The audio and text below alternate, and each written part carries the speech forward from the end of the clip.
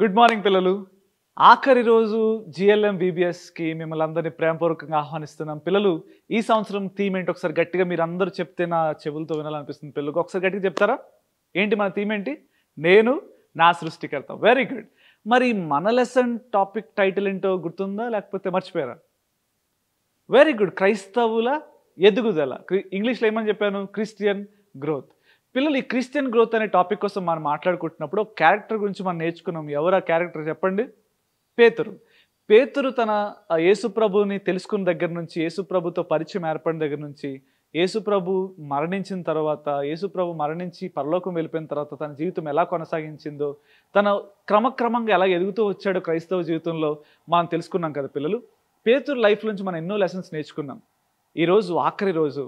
ఈరోజు పేతురు లైఫ్లో నుంచి మరికొన్ని సంఘటనలు మనం నేర్చుకోబోతున్నాం. ముఖ్యంగా ఆయన ఎలాంటి విషయాలు మనకి బోధించాడో ఆ విషయాలను నేర్చుకోవడానికి ప్రయత్నం చేద్దాం పిల్లలు.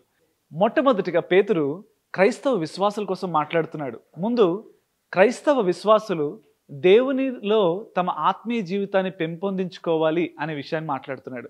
ఎగ్జాంపుల్ చెప్పాలంటే, ఒకరోజు అననీయ సప్పీరా అనే ఇద్దరు భార్యాభర్తలు, ఆ రోజుల్లో అందరూ కూడా డబ్బును వాళ్ళు ఏం చేసేవారంటే వాళ్ళకున్న ఇల్లులు పొలాలు అన్నీ అమ్మేసి దేవుని పరిచర్య కోసమని ఆ డబ్బులు తీసుకొచ్చి అపోస్తుల పాదాల దగ్గర పెట్టేసేవాళ్ళు. దాంట్లో అననీయ సప్పీరా అనే భార్యాభర్తలు కూడా ఉన్నారు. వాళ్ళు కూడా వాళ్ళ దగ్గర ఉన్న ఆ కొంత పొలాన్ని అమ్మిన తర్వాత వాళ్ళకి దాని మీద చిన్న దురాశ పుట్టింది. ఏంటంటే, మొత్తం ఎందుకు దేవుడికి ఇచ్చేయాలి, కొంత మన దగ్గర ఉంచుకుందాం, కొంత దేవుడికి ఇద్దాం, రేపు పొద్దున మనకి ఏదైనా సమస్య వస్తే ఆ డబ్బులు మనకు సహాయపడతాయి కదా అనుకుని దాచుకున్నారు. కానీ వాళ్ళు పేతురు దగ్గర ఏం చెప్పారంటే, మేము మొత్తం సొమ్ము తీసుకొచ్చి నీకు ఇచ్చేస్తున్నాం, మా దగ్గర ఏమీ లేదు అని అబద్ధం ఆడారు. పేతురు ఆ విషయాన్ని ముందుగానే దేవుని శక్తితో గమనించగలిగాడు. అన్నయ్యతో చెప్పాడు. అననీయ ముందు వచ్చాడు. అన్నయ్యతో పేతురు ఏం చెప్పాడంటే, అననీయ, నువ్వు నిజం చెప్పు, నిజంగా నీ పొలాన్ని ఎంతకే అమ్మేవా అంటే, అవును పేతురు గారు, మీకు తెలీదా అని బొంకడం స్టార్ట్ చేశాడు. పేతురు చెప్పాడు, నువ్వు నాతో అబద్ధం ఆడట్లేదు, నువ్వు సరాసరి దేవునితో అబద్ధం ఆడుతున్నావు, నువ్వు మాట్లాడింది అబద్ధమే అయితే ఇప్పుడే నీ ప్రాణాలు విడుస్తావు అని చెప్పగానే అక్కడికక్కడే అననీయ ఆ మందిరంలో పడి ప్రాణాలు విడిచాడు. ఈ విషయం తెలియని తన భార్య 3 గంటల తర్వాత పరిగెత్తుకుంటూ వచ్చింది, తను కూడా పొలం యొక్క విషయాలు చెప్దామని. మళ్ళీ పేతురు అదే ప్రశ్న అడిగాడు, అమ్మా, నిజంగా మీరు మీ పొలాన్ని ఇంతకే ఖర్చు పెట్టారా, ఇంతకే అమ్మారా అంటే, అవునయ్య గారు, అంతకే అమ్మాం అని ఆమె కూడా అబద్ధం చెప్పింది. పేతురు అన్నాడు, ఇదిగో నీ భర్త మృతదేహం ఇంకా ఈ వాకిటినే ఉంచబడింది, అతనితో పాటు నీ శవాన్ని కూడా తీసుకెళ్ళిపోతారు అని చెప్పగానే ఆమె భార్య కూడా అక్కడికక్కడే చచ్చిపోయింది. పిల్లలు, మనం ఎవరితోనైనా అబద్ధాలు ఆడొచ్చు, కానీ దేవుణ్ణి మనం ఎప్పుడూ మోసం చేయలేం పిల్లలు. ఎందుకంటే ఆయన మన సృష్టికర్త. మనం ఏం చేస్తామని ఆయనకు తెలుసు, ఏం మాట్లాడతామో ఆయనకు తెలుసు, మనం ఎలా ప్రవర్తిస్తామో తెలుసు. ఎందుకంటే ఆయన మనల్ని ప్రతి అణువణువు ఎలా ఉండాలో ఆయనే దగ్గరుండి డిజైన్ చేసి మనల్ని తయారు చేశాడు. మనల్ని తయారు చేసిన వ్యక్తికి మన గురించి తెలియదంటారా? నేను కనిపెట్టిన ఫోన్ లేకపోతే నేను తయారు చేసుకున్న వస్తువు ఎలా ఉంటుందో నాకు తెలియదా? అది ఏ టైంలో ఎలా బిహేవ్ చేస్తుందో నాకు తెలియదా? దేవుడికి కూడా ఆయన మనల్ని సృష్టించాడు కాబట్టి మన గురించిన ప్రతి విషయం ఆయనకు తెలుసు. పిల్లలు, పేతురు మనకి ముఖ్యంగా ఏం బోధ చెప్తున్నాడంటే, మీరు మీ ఆత్మీయ జీవితంలో ఎదుగుదల కలిగి ఉండాలి, దేవుని విషయంలో మీరు జాగ్రత్త కలిగి ఉండాలి, దేవునితో గేమ్స్ ఆడకూడదు అని హెచ్చరించాడు. రెండోదిగా పేతురు ఏం చెప్తున్నాడంటే, అబద్ధ బోధకులు వస్తారు జాగ్రత్త అని చెప్తున్నాడు. అబద్ధ బోధకులు అంటే ఏంటి? అబద్ధాన్ని బోధించే వారిని అబద్ధ బోధకులు అంటారు. అంటే ఉన్న సత్యాన్ని పక్కన పెట్టేసి వాళ్ళ ఓన్ థాట్స్ని పెట్టేసి ఇది మీరు నమ్మండి, ఇదే నిజం అని చెప్పే వాళ్ళని అబద్ధ బోధకులు అంటారు.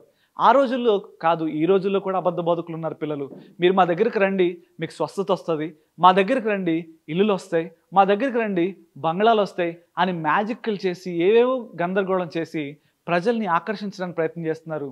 వాళ్ళకి నిజంగా కావాల్సింది ప్రజలు కాదు, వాళ్ళకి నిజంగా కావాల్సింది ప్రజలు రక్షించబడడం కాదు, వాళ్ళ దగ్గర ఉన్న డబ్బు మాత్రమే. పేతురు చెప్తున్నాడు, అలాంటి బోధకు మీరు దూరంగా ఉండాలి, అలా ఎవరైతే అబద్ధ బోధలు చేస్తున్నారో వారికి దూరంగా ఉండాలని చెప్పాడు. పేతురు ఉన్న కాలంలోనే అక్కడ సీమోను అనే ఒక గారడీ వాడు ఉండేవాడంట. వాడు కూడా ఇలాగ ప్రజల్ని మభ్యపెడుతూ వాళ్ళ దగ్గర గారడీ విద్యలు చేస్తూ మ్యాజిక్లు చేస్తూ వాళ్ళు మోసం చేసేవాడు.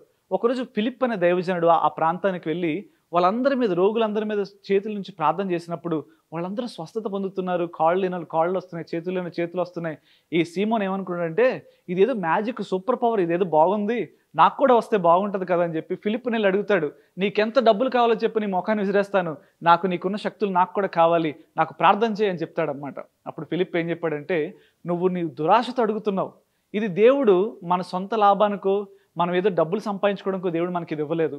ఎంతోమంది నశించిపోతున్న వాళ్ళు రక్షించడానికి ఇచ్చాడంటే వాడు దాన్ని చాలా కేర్లెస్గా తీసుకొని నీ శక్తులు నాకొద్దు పో అనుకొని వాడు వెళ్ళిపోయాడు. ఇలాంటి అబద్ధ బోధకుల కోసం పేతురు హెచ్చరిస్తున్నాడు పిల్లలు. మూడవదిగా పేతురు ఎవరి కోసం చెప్తున్నాడంటే క్రీస్తు ప్రేమ, సహోదర ప్రేమ కోసం చెప్తున్నాడు. దేనికోసం చెప్తున్నాడు? సహోదర ప్రేమ. అంతకంటే ముందు క్రీస్తు రాకడ కోసం కూడా ఆయన చెప్తున్నాడు. ఈరోజు దేవుడు పరలోకానికి ఆయన వెళ్ళిపోయాడు, మేఘారూఢుడై ఆయన వెళ్ళిపోయాడు. ఆ రోజు దేవుడు పరలోకానికి వెళ్ళిపోతున్నప్పుడు ఇద్దరు దేవదూతలు అక్కడ ఏం చెప్తారో తెలుసా? మీరు ఎలాగైతే యేసుప్రభు పరలోకం వెళ్ళడం చూస్తారో అదే రీతిగా ఈ భూమి మీదకి రావడం కూడా మీరు చూస్తారని చెప్పారు. నిజం పిల్లలు, పేతురు దాన్ని చెప్తున్నాడు. ఏదో ఒక రోజు దేవుడు ఖచ్చితంగా మనం అనుకున్న గడియలో, మనం ఊహించిన గడియలో యేసుప్రభు మళ్ళీ రెండోసారి భూమి మీద అడుగు పెట్టబోతున్నారు. ఆ రోజు ప్రతి ఒక్కరు కూడా ఆయన చూస్తాం. ఆయన మళ్ళీ బాలుడిగా పుట్టడు, ఆయన నేరుగా ఆకాశం నుండి దిగి రావడాన్ని మనం అందరం చూడబోతున్నాం. కాకపోతే ఆ రాకడిని ఎదుర్కోవడానికి మనం అందరం సిద్ధపడి ఉండాలి అని పేతురు చెప్తున్నాడు. అలా సిద్ధపడి ఉండాలంటే మనం పరలోక రాజ్యాన్ని, యేసుప్రభుతో పాటు మన పరలోకం వెళ్ళాలంటే మనం అందరం కూడా మార్పు చెందిన వారమే ఉండాలి. కానీ పేతురు అప్పటి వరకు ఒక దురుద్దేశం కలిగి ఉండేవాడు. ఏంటంటే యేసుప్రభు వచ్చింది కేవలం యూదుల కోసమే అని భావించేవాడు. ఎందుకంటే పేతురు కూడా ఒక యూదుడు కాబట్టి. పేతురు ఏమనుకున్నాడంటే కేవలం యేసుప్రభు యూదుల కోసం వచ్చాడు, ఆయన యూదుల కోసమే ప్రాణం పెట్టాడని భావించేవాడు. కానీ పౌలు తనతో వాదించాడు. ఏం చెప్పాడు తెలుసా? యేసుప్రభు వచ్చింది కేవలం యూదుల కోసం మాత్రమే కాదు, యూదుల ద్వారా ప్రపంచంలో ఉన్న ప్రతి ఒక్కరిని కాపాడాలని దేవుడు ఉద్దేశించాడు అని తన సర్ది చెప్పినప్పుడు పేతురు తన తప్పును తెలుసుకొని నేను అన్యులకు కూడా సువార్త ప్రకటిస్తానని ఆ రోజు నుండి ఎదుటి వారిని కూడా, తమ ప్రాంతానికి తమ దేశానికి చెందని వారికి కూడా సువార్త చెప్పడం ప్రారంభించాడు. ఈరోజు నువ్వు యేసుప్రభు నీ చర్చిలోకి ఎవరెవరిని నువ్వు ఆహ్వానిస్తున్నావు? నీ ఫ్రెండ్స్ని, నీ బాగా దగ్గర వాళ్ళని పిలుస్తున్నావా? నీ శత్రువులు కూడా నీ సంఘాన్ని ఆహ్వానించడం నేర్చుకో. నీకు సంబంధించిన కమ్యూనిటీని కూడా నీ సంఘంలోకి పిలవడం నేర్చుకో. అప్పుడు సహోదర ప్రేమ అంటే ఏంటో మనకు తెలుస్తుంది. పిల్లలు చూసారుగా, మొదటి 3 ఈ విషయాలు మీరు గుర్తుపెట్టుకోండి. మొదటిది ఏంటి చెప్పండి? మనం దేవుడు ఉన్నాడనే జాగ్రత్త కలిగి బ్రతకాలి క్రైస్తవులుగా ఎదుగుతున్నప్పుడు. రెండవది, మనం క్రీస్తు రాకడ మళ్ళీ సంభవిస్తుందని ఆయన రాకడ కోసం ఎదురు చూస్తూ బతకాలి. మూడవది ఏంటంటే సహోదర ప్రేమ కలిగి మనం మనవారికి మాత్రమే మేలు చేసేవాళ్ళం కాకుండా మన శత్రువులు కూడా మేలు చేసి వాళ్ళ పట్ల కూడా అదే సహోదర భావం కలిగి ఉండేవాళ్ళుగా మనం ప్రవర్తించాలి. ఈ 3 విషయాలు మనం గుర్తుపెట్టుకున్నప్పుడు దేవుడు మన జీవితాల్లో, మన క్రైస్తవ్యత్వంలో, క్రీస్తును అనుసరించే ఆ ప్రక్రియలో మనం దినదిన అభివృద్ధి చెందుతాం. మరి ఈరోజు ఆయనలో నువ్వు ఎదగాలని ఇష్టపడుతున్నావా? ఆయనలో నువ్వు ఎదుగుతున్న విశ్వాసాన్ని పేతురులా పెంచుకోవాలని ఇష్టపడుతున్నావా? ఈరోజు ఆఖరి రోజు పిల్లలు. ఈ రోజుతో మన VBS ప్రోగ్రామ్స్ అయిపోబోతున్నాయి. మనం ఎలాంటి నిర్ణయం తీసుకుంటున్నాం? ఈరోజు నిజంగా నీకు కూడా అలాంటి ఆశ ఉందా? లేకపోతే నేను ఎదగాలని ఆశపడుతున్నానన్నా కానీ నా పరిస్థితులు, నాకున్న పాపాలు, నా బలహీనతలు నన్ను వెనక్కి లాగేస్తున్నాయి అని బాధపడుతున్నావా? అయితే యేసుప్రభు నీకు మంచి శుభవార్త చెప్తున్నాడు.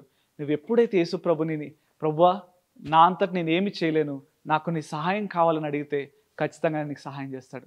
ఒకవేళ నీకు నిజంగా ఆయన సహాయం కావాలంటే ఈరోజు యేసుప్రభుని అడుగుదాం. అంత మాత్రమే కాదు, ఇంకా ఎవరైతే ఇంకా 4 రోజులు అయిపోయింది పిల్లలు, ఇంకా యేసుప్రభుని మీ సొంత రక్షకుడు అంగీకరించకపోతే ఇదే మంచి సమయం. ఆయన నీ జీవితంలోకి వస్తే నీ జీవితం మారిపోతుంది. కష్టాల్లో కూడా సంతోషించడం ఎలాగో నువ్వు ఆయనను అంగీకరించిందో తెలుసుకుంటావు. ఈరోజు నీకు కూడా ఈ పిలుపిదే. ఆయన నీ హృదయంలోకి ఆహ్వానించు, నీ జీవితాన్ని మార్చుకో, నీ పాప జీవితాన్ని విడిచిపెట్టు. ప్రార్థన చేసుకుందాం. పరిశుద్ధుల గొప్ప దేవా, నీకు వందనాలు, స్తోత్రాలు చెల్లిస్తున్నాం. గతించిన 3 రోజులు, ఈ 4వ రోజు కూడా మీరు మాతో నీ మాటల ద్వారా, పేతురు జీవితం ద్వారా మాతో మాట్లాడిన ప్రతి మాటను బట్టి నీకు స్తోత్రాలు. ఈరోజు ప్రభువా, మేము నీ దగ్గర ఒప్పుకుంటున్నాం, మేము పాపులం, బలహీనులం. కొన్నిసార్లు ఈ క్రైస్తవ జీవితంలో ఎదగడానికి మేము ఎన్నో ప్రయత్నాలు చేస్తున్నప్పటికీ చాలాసార్లు వెనకబడిపోతున్నాం, చాలాసార్లు పడిపోతున్నాం. దయచేసి మీ సహాయం మాకు కావాలి. మమ్మల్ని చేయి పట్టుకుని లేవనెత్తండి ప్రభా. ఇంకెంతమంది బిడ్డలైతే ప్రభా నిన్ను ఇంకా తమ హృదయాలకు ఆహ్వానించలేదు, ఏ పరిస్థితులు తనకి అడ్డగిస్తున్నా నాకు తెలియదు కానీ ప్రభా, ఈరోజే వారి జీవితాలు మార్చండి, వారి హృదయాలు నూతన పరచండి, వారి హృదయంలో ప్రవేశించి పేతురు లాంటి జయవంతమైన జీవితాన్ని వారికి దయచేయమని ప్రార్థన చేస్తున్నాం. ఇదిగో నాయన ప్రభా, ఈ VBS నీ సృష్టికర్త అయిన దేవుడు వాళ్ళకి పరిచయమే. ఆ సృష్టికర్తతో ఒక సంబంధాన్ని కలిగి వాళ్ళ జీవితాంతం ఆ సంబంధాన్ని కొనసాగించేవారుగా ఈ పిల్లలందరూ ఉండడానికి సహాయం చేసి నడిపించండి.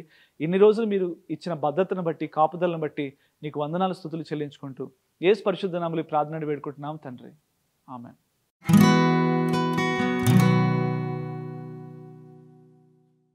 పిల్లలు, మరి ఈరోజు కంఠవాక్యం తెలుసుకుందామా? తెస్సలోనికీయులకు రాసిన మొదటి పత్రిక 4వ అధ్యాయం 9వ వచనం. సహోదర ప్రేమను గూర్చి మీకు రాయనక్కర్లేదు, మీరు ఒకరినొకడు ప్రేమించుటకు దేవుని చేతనే నేర్పరచబడితిరి. విన్నారు కదా పిల్లలు? ఇంకొకసారి నేను ఈ వాక్యాన్ని చదువుతాను, మీరందరూ చాలా జాగ్రత్తగా విందాం, ఓకేనా? తెస్సలోనికీయులకు రాసిన మొదటి పత్రిక 4వ అధ్యాయం 9వ వచనం. సహోదర ప్రేమను గురించి మీకు రాయనక్కర్లేదు, మీరు ఒకరినొకడు ప్రేమించుటకు దేవుని చేతనే ఏర్పరచబడితిరి. పిల్లలు, లాస్ట్ డే అయిపోయింది. ఈరోజు ఈ ఖండత వాక్యాన్ని నిజంగా మన లైఫ్కి అప్లై చేసుకుని వెళ్దాం. నిజమైన సహోదర ప్రేమను కలిగి మనతో పాటు మనల్ని మనం ఎలా ప్రేమించుకుంటామో మన తోటి వారిని కూడా అలా ప్రేమిస్తూ దేవుడు మన పట్ల ఏమైతే ఉద్దేశాలు కలిగి ఉన్నాడో అవి నెరవేర్చడానికి ప్రయత్నం చేద్దాం. దేవుని సంకల్పమే కలిసి వస్తే మళ్ళీ వచ్చే సంవత్సరం మరొక VBSలో మళ్ళీ కలుసుకుందాం పిల్లలు. ఈ 4 days మీరు శ్రద్ధగా విన్నందుకు, మా మాటలు జాగ్రత్తగా విన్నందుకు thank you very much. God bless you. See you next year.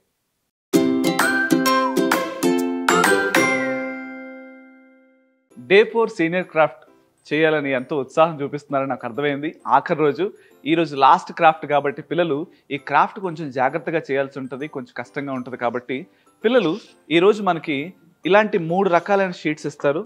ఒకటి బాక్సుల టైప్లో ఉన్న ఈ షీటు, అలాగే ఈ ఎల్లో కలర్ షీటు, అలాగే ఏమి ధరించుకోవాలి అనే ఈ షీట్ కూడా మనకి ఇవ్వబడుతుంది. పేతురు జీవితంలో, క్రైస్తవ జీవితంలో తన ఎదుగుదలలో మనం ఎన్నో విషయాలు చూసాం కదా. అలాగే మన జీవితంలో ఎలాంటి విషయాలు ధరించుకోవాలి అనే విషయం కోసం ఈ క్రాఫ్ట్ తయారు చేయబడిన పిల్లలు. ఇవన్నీ చక్కగా కత్తిరించాలి, ఇవన్నీ కూడా ఈ ముక్కలన్నీ కూడా కత్తిరించాలి. దీంట్లో ఒకటి మాత్రమే మనం కత్తిరించుకోవాలి. ఇవన్నీ కత్తిరించిన తర్వాత మనం వీటన్నిటిని పేస్ట్ చేసినట్లయితే చక్కగా ఇలాంటి క్రాఫ్ట్ ఒకటి రెడీ అవుతుంది. దాని టైటిల్ చూడండి, నేను నా సృష్టికర్త. మీరు ఎప్పుడైతే దీన్ని ఓపెన్ చేస్తారో ఇది మీకు ఇలా కనిపిస్తుంది పిల్లలు. కనిపిస్తుంది కదా? మీరు దేవుని చేత ఏర్పరచబడిన వారు. ఏర్పరచబడిన మనం ఎలాంటి విషయాలు ధరించుకోవాలి? ప్రేమను, జాలిని, దయను, ఈ విషయాలన్నీ కూడా ధరించుకోవాలని ఈ క్రాఫ్ట్లో చేయబడుతుంది పిల్లలు. జాగ్రత్తగా గమనించండి. ఇలాగా మీరు దీన్ని చక్కగా కత్తిరించుకోవాలి. మీకు ఏమైనా డౌట్స్ ఉంటే ఖచ్చితంగా మీ అన్న వాళ్ళని, అక్క వాళ్ళని అడగండి. థ్యాంక్ యూ పిల్లలు.